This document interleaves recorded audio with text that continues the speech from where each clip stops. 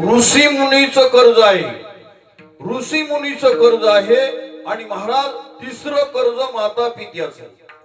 ऋषी मुनीचं कर्ज फेडायचं असेल तर तुम्ही एखाद्या सोहळ्यामध्ये जा, एखाद्या साधूची पुण्यतिथी करा, त्या कर्जातून मुक्ती होती. आणि महाराज म्हणतात एकादशी धरली, पंढरीची वारी केली, भजन केलं तर पांडुरंगाच्या कर्जातून मुक्ती मिळत असती. पण आई वडिलाच्या कर्जातून मुक्ती करण्याकरता श्राद्ध करावं लागतं, पुण्यतिथी करावं लागती. आणि महाराज असा जर सोहळा केला तर हा मुलगा त्याच्या कर्जातून उत्तीर्ण होतो. विठाला विठाला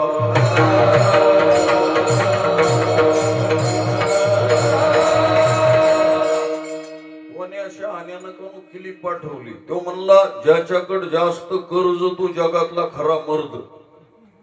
ही भाषा जी आहे उगा असं डिजिटल काही बी ऐकू नका.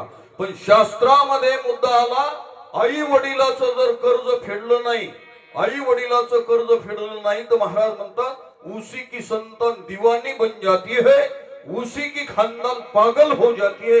आणि म्हणून माय बापाचा आशीर्वाद हा वडील गेल्याच्या नंतर पाठीवर आशीर्वादाची थाप ज्याच्या जीवनामध्ये असती त्यालाच म्हणतात खरा खानदानी बाप. विठाला विठाला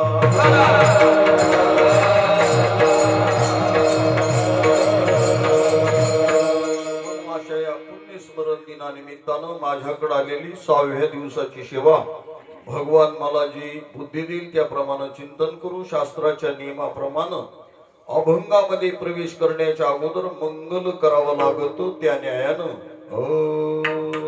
समचरणं सरोजं सांद्र नीलामुदामं जगर्णयेत पाणी मंडनाना मंडनं तरुण तुलसी माला कंधरं कंजनेत्रं सदय धवलहासं पांडुरंग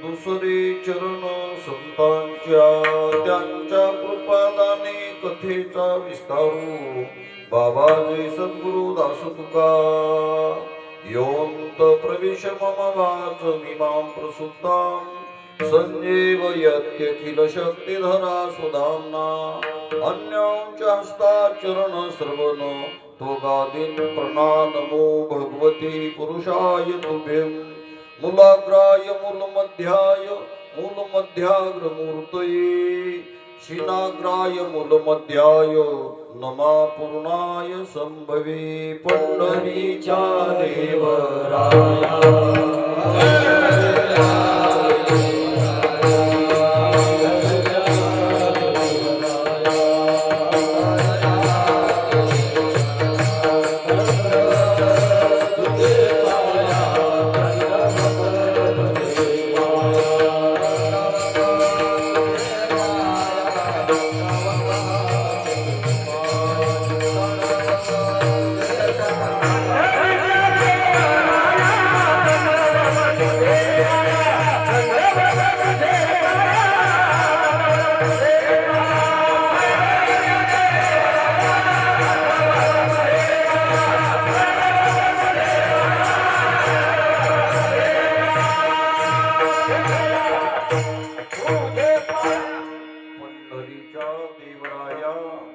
दंडवत तुझ्या पाया अखिल गुणनिदान ब्रह्मांड नायक भगवान परमात्माच्या चरणाला साधू संतांच्या चरणाला आलेल्या सर्व ज्येष्ठ वरिष्ठ महाराज मंडळी श्रोत वृंद वादक साधक गायक नायक सायक लायक सगळ्यांच्या चरणाला प्रणाम करतो.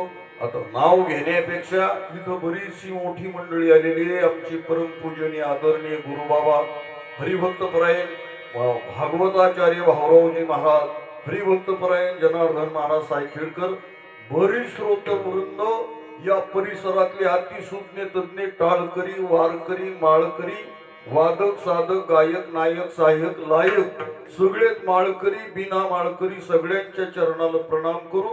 चोपदार भालदार विनेकरी या सगळ्याला वंदन करून अभंगाचं चिंतन ऐकू. विठाला विठाला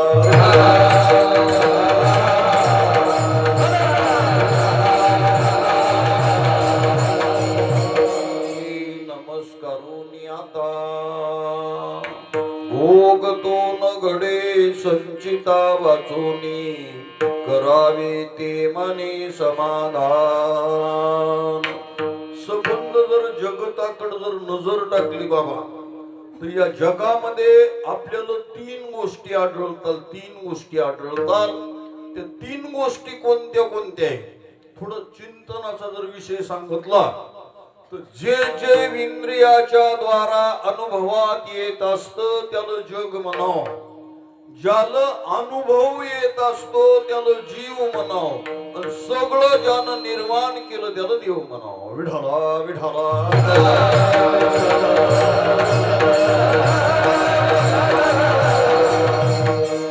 चला हे नाही ध्यानात राख. जरा सोप्या भाषेत सांगतो. शास्त्रकार सांगतात जो जगत असतो त्याला जीव म्हणाव. जो जगत असतो त्याला जीव म्हणाव. आणि जो जगवीत असतो त्याला देव म्हणाव. आणि जो जागवत असतो त्याला संत म्हणाव. विठाला विठाला जरा नसेल समजलं तर पुन्हा सांगतो. जो जगवत असतो त्याला भगवंत म्हणा. जो जागवत असतो त्याला संत म्हणा. आणि जो जगत असतो त्याला माणसं म्हणा. विठाला विठाला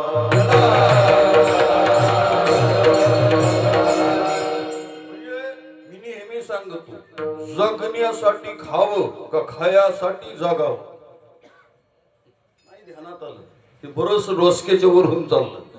जगण्यापुरतं खावं का खाण्यासाठी जगावं. जगण्यापुरतं खाणं ठीक आहे पण खायासाठी जगत असेल तर कुत्रे मांजरे. विठाला विठाला